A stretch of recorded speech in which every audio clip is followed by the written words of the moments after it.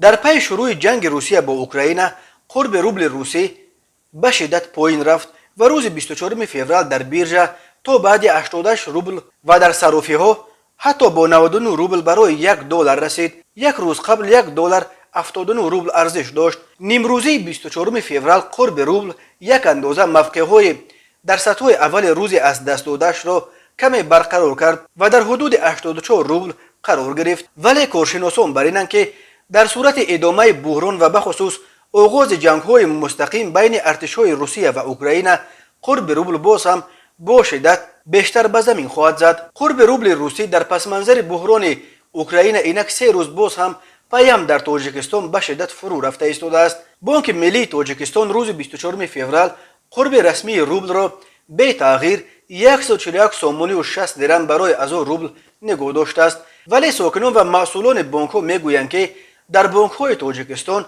1000 روبل روسی را با قرب در سالهای آخر به سابقه 128-129 سومونی عوض کرده ایستادند. به این ترتیب روبل در 3 روز آخر در بازار تاجیکستان نسبت به سومونی تقریبا 15% قربش را از دست داد.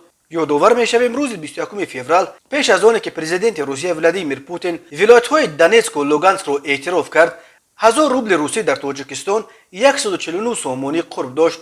روز 22 فوریه قربش تا 44 سومونی برای 1000 روبل پایین فرآمد و روز 23 فوریه الکی تا به حد 141 سومونی و 60 درم افتید. این در حالی است که قرب رسمی دلار و یورو در تاجیکستان تقریبا به تغییر باقی مانده. روز 24 فوریه $1 11 سومونی و 30 درم و یک یورو 12 سومونی و 81 درم ارزش داشت. اقتصاددانها در پس منظر موج نو تحریمات بین المللی به ضد روسیه برای رفتارش نسبت به اوکراین در آینده باز هم پایین رفتن قرب روبل را پیش بینی میکنند. افت قرب روبل به خصوص به سطح درآمد مهاجران کاری از جمله مهاجران تاجیک که بیش از 1 میلیونش در روسیه کار میکنند و همچنین به اون خانواده ها در تاجیکستان که منبع اساسی تامین روزگارش پولهای فرستاده عزیزان مهاجرانش از روسیه است ضربه جدی میزند. در عین زمان قرب رسمی دلار و یورو در تاجیکستان تقریبا به تغییر باقی مانده. روز 23 فوریه $1 11 سومونی و 30 درم و یک یورو 12 سومونی و 80 درم ارزش داشت.